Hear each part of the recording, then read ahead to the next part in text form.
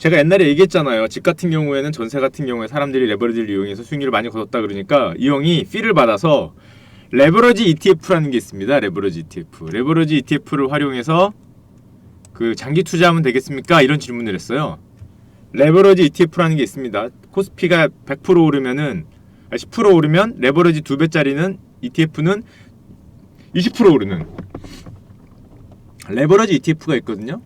들어보셨어요? 어디 갔지? 내가 정리해 놓은 거? 들어보셨습니까?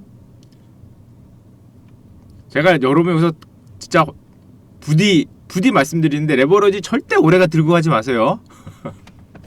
레버리지 오래 들고 가시면은 망합니다, 여러분. 거의 장담컨대 망해요. 무조건 망합니다. 레버리지 ETF 같은 거 오래 들고 가면 레버리지 상품들. 왜 그럴까? 왜 그런지 아세요? 차피아님 안녕하세요. 레버리지 상품은 절대 오래 들고 가면 안 돼요. 이거는 되게 기초적인 내용이에요. 기초적인 내용.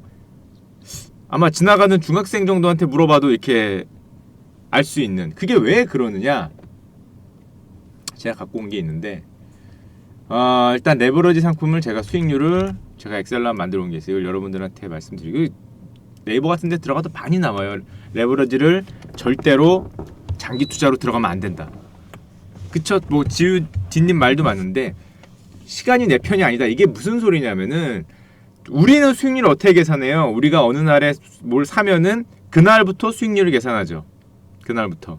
근데 레버리지 상품은 저 같은 사람들이 매일매일 들어오잖아요. 매일매일 들어와. 매일매일 들어오기 때문에 매일매일 데일리로 리밸런싱을 해줍니다. 자, 그게 무슨 뜻이냐면은 자, 일반 ETF가 1000원짜리가 있다고 생각해봐요. 10% 올랐다가 10% 내려요. 그럼 수익률은 1000원짜리가 10% 오르면 1100원이 되고 1100원이 10% 빠지면 990원이 돼서 수익률은 일반 ETF가 마이너스 1%인데 레버리지로 내가 그걸 들어갔다. 2배짜리로. 그럼 수익률이 얼마나 나와요? 수익률이? 단순 계산이긴 하지만 작살납니다. 작살납니다. 마이너스 1%에 2배니까 마이너스 2%가 돼야 될 것 같은데 훨씬 더 깨졌죠. 20% 오르고 20% 빠지면 훨씬 더 깨졌죠. 이거 신기하죠. 얼핏 생각하면 아니 10% 오르고 10% 빠지면은 이건데 20% 오르고 20% 빠지면 레버리지 치면 훨씬 더 빠져요. 자, 이거 조금 이따 얘기 드리고. 자, 그럼 추세 오를 때 10%도 오르고 그 다음에도 올랐다. 1000원이 10% 오르니까 1100원, 1100원 10%니까 1210원 해서 일반 ETF는 두 번 10% 오르면 21%가 됩니다. 수익률이 내 기준으로, 내가 이날 샀다는 기준으로. 근데 레버리지 ETF는 2배니까 20% 20% 2배 오르면 44%가 올랐어요. 곱하기 2배니까 원래 42%가 돼야 되는데 더 올랐죠. 추세 상승일 땐 더 올라요. 반대로 추세 하락일 땐 당연히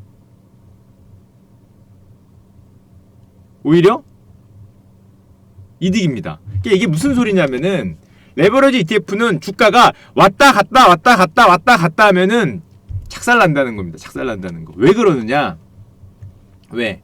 이게 그냥 일반적인 상품은 가만히 두기 때문에 10%로 10% 빠지면 우리가 이 수익률을 따라가는데 레버리지 상품은 1000원에서 20%면 1200 가면은 그 다음에 그 안에서 포지션을 만져줍니다. 이렇게. 이 LP들이 운용사에서 포지션을 조정을 해요. 왜냐하면은 이날 이게 T1이고 T 플러스 1이고 T 플러스 2이라고 치면 T 플러스 1일날 들어온 사람들도 상승률의 2배만큼 그 다음날 이 포지션이 나와야 되기 때문에 매일매일 리밸런싱이라는 걸 해요. 리밸런싱이라는 걸. 그냥 그렇게 말아주세요. 매일매일 2배가 퍼센트의 2배가 되게 리밸런싱을 하는데 그러다 보니까 그냥 횡보하건 뭐하건 이 수익률이 왔다 갔다 플러스 나고 마이너스 나고 플러스 나고 마이너스 나고 반복하잖아요. 이거 반복할 때마다 깨집니다. 레버리지 ETF는. 그래서 이거 오래 들고 가면은 그냥 작살 오래 들고 가. 마치 그 SS님 안녕하세요. 옵션 매수 오래 들고 가면은 절대 돈을 못 버는 거하고 똑같아요. 절대. 그래서 레버리지 ETF는 진짜 단기간에 빠바바바박 오를 것 같다. 이러면은 2배보다 더 오르죠. 빠바바바박 오를 것 같다. 빠바바박 내릴 것 같다. 뭐 그럴 때 하는 거지. 이거를 내가 레버리지 일으켜서 물가 상승률만큼만 아니면 수익률 2배니까 좋으니까 계속 들고 가야지 하고 레버리지 ETF를 계속 들고 가면은 진짜 피곤해요. 이상하게 주가는 올랐는데 내 레버러지 ETF의 수익률은 저 머나먼 곳으로 여행을 떠나 있는 그런 모습을 볼 수 있어요. 볼 수 있어. 왔다 갔다 왔다 갈 때 할 때마다 깨진다고 보시면 돼요. THD님 안녕하세요. SS님 안녕하세요. 레버리지 ETF는 절대 ETF도 펀드처럼 관리하는 부서가 있네. 부서가 있죠. ETF 시장이 얼마나 큰데. ETF는 부서 정도가 아니라 한 본부가 있습니다. 본부가. ETF 시장이 어마어마해요, 여러분. 자산운용업계에서 ETF가 차지하는 비중이 얼마나 큰데. 웬만한 펀드 그 본부보다 더 큽니다. ETF 본부가. 어마어마해요. 이거 조종하는 인력들도 있고, 이거 ETF 운용하는 팀들도 있고, 그 때문에 얘들이 데일리 기준으로 이 퍼센트 상승률을 맞춰줘야 되기 때문에 매일매일 리밸런싱을 하는데, 그렇다 보니까 그 수익률이 왔다 갔다 할 때마다 무조건 깨진다. 무조건. 그냥 펀드랑은 어떻게 다른가요? ETF는 상장 펀드죠. 상장. 말 그대로 상장. 여러분들이 그거만 빼고는 거의 똑같아요. ETF는 인덱스 펀드인데, 예를 들면 인덱스 펀드라고 있는데 그거를 여러분들이 펀드에서 가서 가입하고 사는 거 말고 상장돼 있으면은 ETF라고 불러도 거의 비슷합니다. 똑같아요, 내용은. 대신에 이제 상장해야 되니까 얘들이 특별한 자기들만의 그걸 내세우죠. 되게 명확한, 예를 들면 뭐 코스피 100이라든지 자동차 뭐 이런 식으로 내세우죠. 어떤 특정한 스타 매니저, 예를 들면은 슈카 ETF 이런 거 잘 안 팔죠. 어떤 스타 매니저 이름을 앞에 붙여서 슈카가 마음대로 그 대박 날 것 같은 거 그 모아서 사들이는 펀드 이런 거 있잖아요. 옛날에 뭐 바이코리아 펀드 이래갖고 뭐 이런 거라든지 누구 이름 붙인 거 박현주 펀드 뭐 이런 거 있잖아요. 스타 매니저 이름을 빡 붙인 다음에 나를 믿고 가자 뭐 그런 게 사모펀드에서 있을 수 있는데 ETF는 그런 거 없죠. 대부분 누구나 국민 누구나 보면 알 수 있는 거 자동차, 조선, 뭐 건설, IT, 뭐 삼성그룹주, 뭐 LG그룹주 뭐 이런 식으로 쭉 있습니다. 쭉 그런 게 있고, 자 그리고 ETF에 대해서 그 레버리지 ETF를 약간 말씀드리면은 또 여러분들이 잘 모르는 시장이 있는데, 이게 레버리지 ETF 잠깐만 설명드릴게요. 관심 있는 분들 있으니까 관심이 없더라도 잠깐만 봐주시면은 나중에 도움이 될 거예요.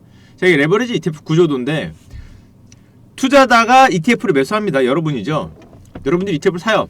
HTS 들어가서 야 레버리지 ETF 좋대더라. 주식 갈 것 같아. 2배 가자. 그거 삽니다. 200%짜리. 그러면 딱 살 때 누가 대부분 판매를 하느냐? LP라는 존재가 가운데 있어요.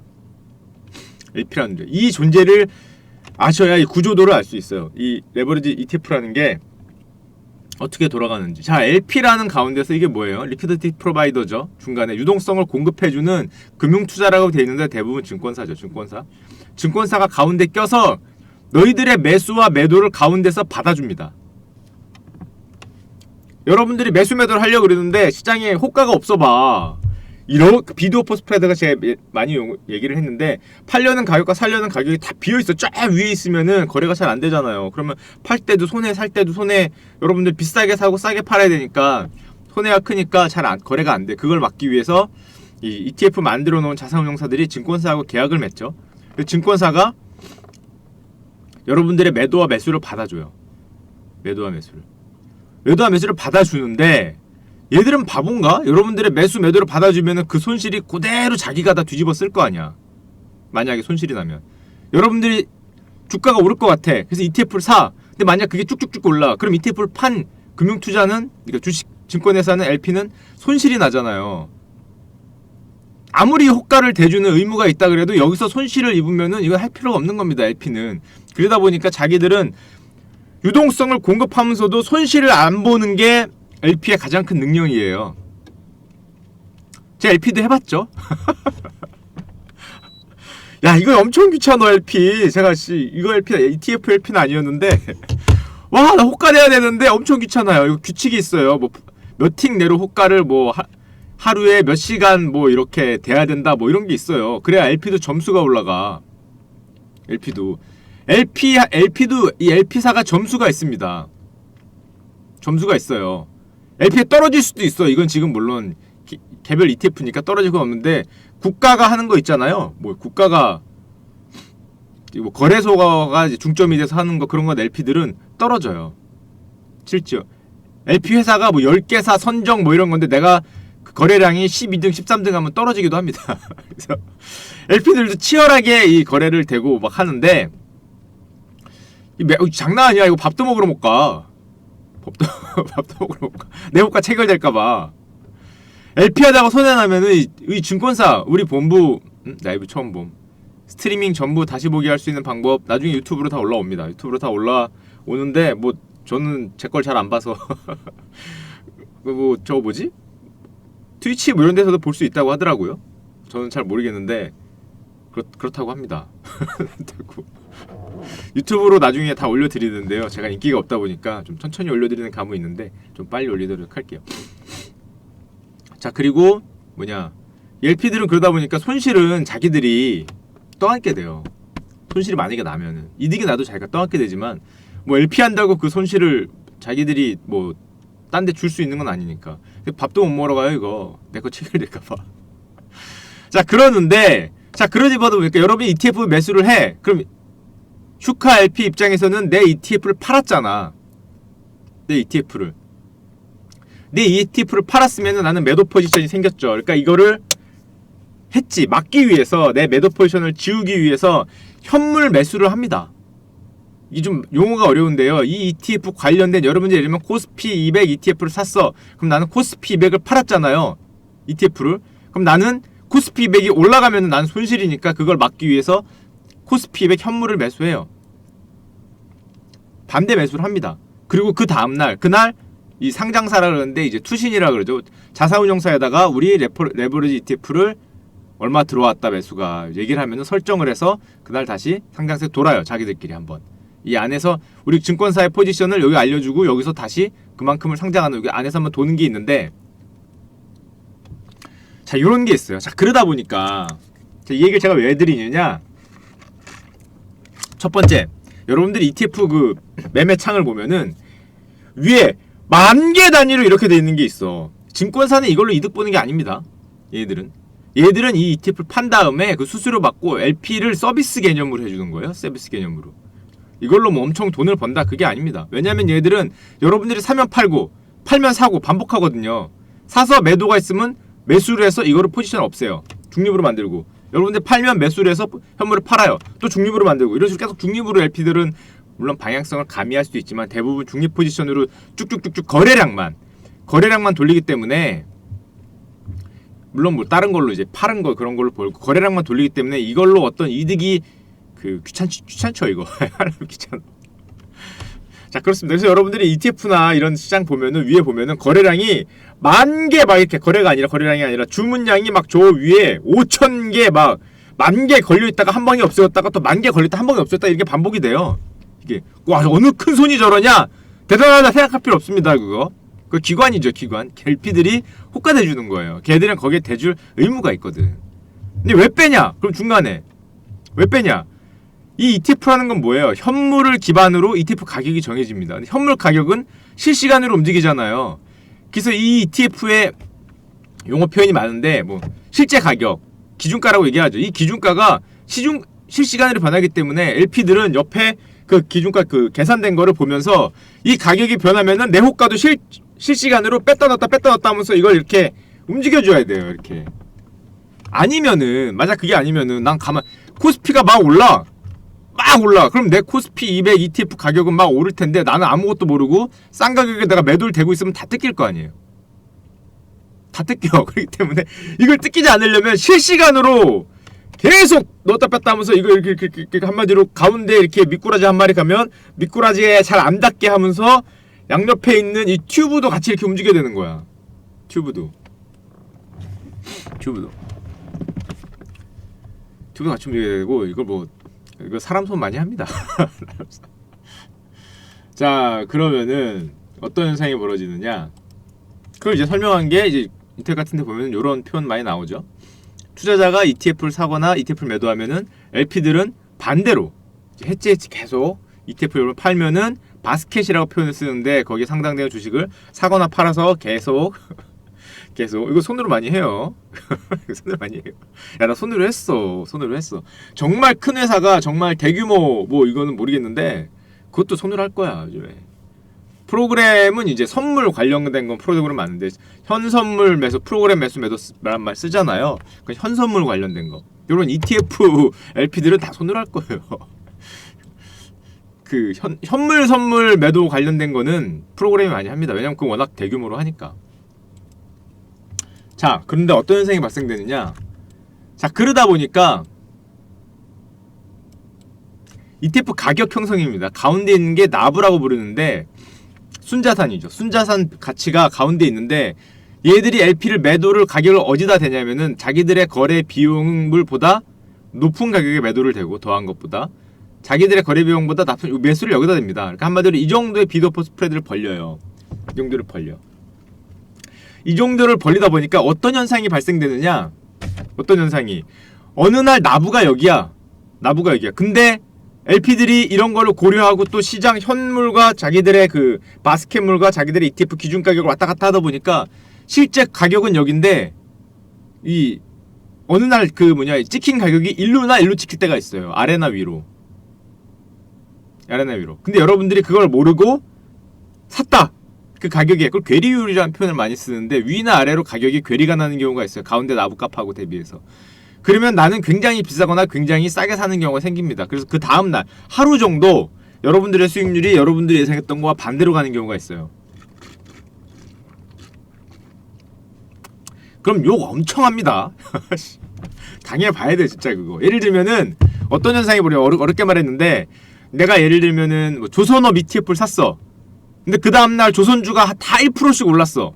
근데 내 ETF는 1%가 오른 게 아니라 마이너스 0.5% 이렇게 찍힐 때가 있어요. 그 다음날 조선주가 다 1% 올랐어. 그럼 나도 1% 올랐고 1% 먹었구나 하고 좋아했는데 내 ETF 가보니까 마이너스야. 아이 전화 무지하게 옵니다 이거. 왜 그런 현상이 벌어지느냐? 왜? 여러분들이 산 건 ETF지만은 그거를 안에 있는 바스켓물과 실제 가격 거래가 그 가격이 이렇게 괴리가 왔다 갔다 해서 그래요. 왔다 갔다. 이게 정말 나부하고 딱 맞게 가격이 가지 않거든.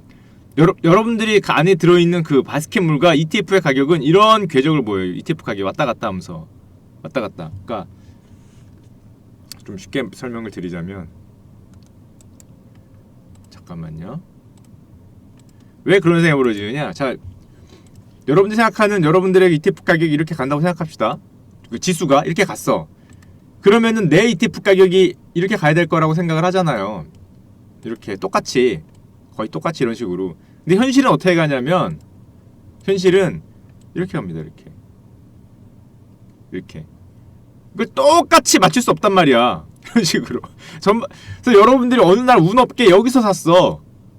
그러면 실제 가격보다 비싸게 샀죠. 실제 가격보다 이 정도 괴리를 갖고 샀단 말이야. 그럼 그 다음날 이 가격을 맞춰줍니다.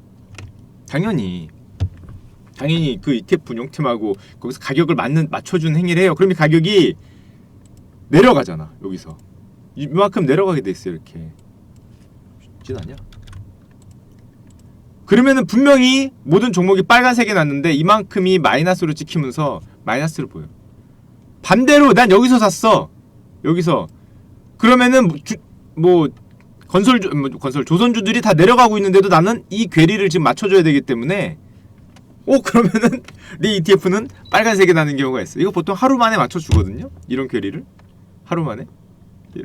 이게 뭐 1%도 안 돼요. 이게 법률적으로 있어요. 이 아래 벗어나는 괴리율이 법적으로 몇 프로더라? 3%였나? 3%를 벗어나면 안 된다 했나? 뭐 이렇게 뭐 그런 게 있어. 그런 게 있는데 보통 1%도 안 돼. 1%도 1% 정도 되는데 이 1%만큼 다음날 괴리가 발생하면은 야 욕 엄청나게 먹어요. 전화 와요. 전화 진짜로. 야 이 새끼들아 그러면서 이거 뭐 잘못한 거 아니냐. 잘못한 거 아니냐. 니들 지금 뭐 잘못한 거 아니냐. 이거 억울할 만도 하죠. 코스피가 빨간색이 0.5% 났는데 내 코스피 ETF가 마이너스 0.5% 찍혔다고 생각을 해봐. 그럼 진짜 이거 뭐야 이거. 난 맞췄는데 이런 생각을 사람이라면 누구나 하게 되는데 이런 게 있다는 거지. 이런 게. 이런 식으로 하기 때문에 야 이게 기계가 아닌 이상 이렇게 똑같이 못 갑니다. 기계가 아닌 이상. 이거 바스켓하고 이거 조정을 계속 해야 되기 때문에 이런 식으로 하거든요. 이런 식으로. 그래서 어쩔 수 없어요. 이게 어쩔 수 없어요. 요런 게 발생을 한다. 발생을 한다. 그렇기 때문에 내가 산 게 이렇게 하루 정도는 괴리가 발생할 수 있어요. 하루 정도는. 자, 그리고 괴리가 굉장히 크게 발생되는 경우도 사실 있는데 그건 언제냐? 굳이 여기까지 알아야 되는가 싶지만 그건 언제냐면은 거의 없어요. 거의 없는데 정말 0.1%의 확률로 일어날 수 있는 상황을 제가 하나 보여드리면, 어느 날 이렇게 있다가 막 이래. 주식이 여러분들의 ETF 대상 바스켓이 이래. 뭐 이렇게 있다가 아니면 반대로 이렇게 올라. 그럼 갑자기 이건 셀이죠. 셀이 엄청 폭발합니다. 빡! 폭발해요. 여긴 바이가 빡 폭발하잖아. 미친듯이 돈이 몰려. 어느 특정 ETF는 옛날에 막 돈 몰릴 때 3천억씩 몰려요. 순간적으로 그날 3천억의 돈이 몰립니다. 예를 들면 셀과 바이가 나오면. 자, 그러면 이거 원래 LP들이 여기다가 유동성을 대야 되잖아. 근데 얘들 LP들이 하루에 사용할 수 있는 자원의 한계가 있어요. 자원에. 예를 들면은 이 LP들한테 회사가, 증권사가 너희들은 뭐 이거 뭐 500억 갖고 해. 뭐 이런 식으로. 뭐 100억 갖고 해. 아래에 되는 거 이렇게 많이도 안 줘요. 어떻게 500억씩 줘. 근데 그걸로 이제 아래되고 위되고 하는데 이렇게 엄청난 규모가 몰리면은 이거 소화가 안 돼. LP들이. 소화가 안 돼. 야, 셀 막 몰리면 그거 아래다가 어떻게 다 대주고 있어. 그거 대주면서 뭐 바스켓물 사고 이게 안 된다고요. 그러면 LP들이 이 순간에 이거 포기합니다. 이거 유동성 되는 거 잠시 포기해요. 이렇게 패닉이 발생하면은. 그러면은 호가갭이 미친듯이 벌어지죠. 호가갭이 이쪽이 호가갭이 이렇게 돼 있어야 되는데 이게 뭐 이런 식으로 크게 벌어진단 말이야. 녹색과처럼 크게요. 크게. 그럼 저기다 사거나 저기다 팔면은 이런 경우가 흔히 말하는 이제 이렇게 가는 거죠. 그 ETF 가격이 여기다가 막 1억 ETF는 이만큼 더 빠져 있는 경우가 있죠. 여기에 비해서 실제 가격보다 굉장히 괴리가 돼서 거래가 됩니다. 그럴 때는 이거 역시 패닉이 지나면은 보정을 하거든요. 그러니까 이런 아래서 산 사람은 시장에 별로 안 올랐는데 갑자기 수익률이 좋아지고, 반대로 남들이 던질 때 막 쫙 밀려서 LP들이 야씨 다 호가 뺐는데 걷다 대고 팔면은 이만큼 더 깨지는 거예요. 이만큼. 괴리율이라는 게 그게 실시간은 아닙니다. 실시간으로 하면 어떡하니. 실시간으로 그걸 보상하라 그러면 누가 LP를 하겠어요. 그거 보상하라 그러면 수수료 얼마 받는다고. 그렇기 때문에 요런 경우가 있다. 잘 없어요. 정말 패닉 같은 시장이 왔을 때. 그리고 여러분들이 또 관심을 가지는 레버러지 있잖아요. 레버러지 상품들은 보통 선물이 들어가잖아요. 보통 선물이 들어가는데, 이렇게 현물과 선물이 연관된 상품은 당연히 괴리율이 더 커집니다. 현물과 선물이 무슨 소리냐면은 선물 자체가, 퓨처 자체가 이렇게 이런 표현까지 쓰면 어려운데, 이 저평가 고평가가 있어요. 퓨처 자체가 자기의 정상 가격이 있는데 그거에 비해서 항상 가격이 높거나 낮은 게 있습니다. 이것까지도 감안을 해야 되기 때문에 이건 뭐 그것까지 생각하실 필요 없어요. 조금 더 커질 수 있다. 조금 더 커질 수가 있다. 수업이 어렵습니까? 아니. 이건 생각하실 필요 없고 이건 굳이 생각하실 필요 없고, 기본적으로 가장 중요한 건 뭐다? 첫 번째, 레버러지 상품은, 레버러지 ETF는 절대 오래 들고 가지 마라. 절대 오래 들고 가면 안 돼요. 그냥 깨진다고 보면 됩니다. 그냥 깨진다고 보면 되고, 두 번째는 레버러지 상품은 그렇게 괴리가 발생할 수 있다. 하루 이틀 정도 여러분들의 생각보다 좀 가격이 다르게 갈 수 있다. 그거 갖고 너무 항의해봐야 소용이 없다. 운 좋으면은 파란색인데도 빨간색으로 먹을 수 있고, 운 나쁘면 하루 정도. 근데 보통 아까도 얘기했지만 요 정도 차이기 때문에 뭐 그거는 뭐 정도 이해를 해야겠지. 하루입니다. 하루가 안 가요. 웬만하면 하루가 안 가요. 며칠 이상 안 갑니다. 이거 예를 들면 이렇게 갈 리가 없잖아. 이러면 엄청 욕먹죠. 시장은 이렇게 갔는데 이 ETF 가격이 이 정도에서 이렇게 움직이는 건데, 이렇게 따라가는 건데, 이걸 만약에 이렇게 따라가면 엄청 욕 처먹겠죠. 이렇게 따라가면 잘 안 보이는구나. 이렇게 가는데 이렇게 따라가면 엄청 욕을 먹겠지. 그럼 여기 아래 왔을 때 다 사야겠지. 어차피 올라갈 건데. 반대로 이렇게 가도 욕 먹겠죠. 다 팔겠지 위에서. 당익하기 때문에 하루면 따라가요. 하루면. 요즘엔 다 하루면 따라가요. 때문에 이게 그 대부분의 근데 그렇게 LP가 있는 데들은 대부분 그래요. 전 ETF LP를 해본 건 아닌데 딴 거 LP 해봤거든요. 아 씨, 진짜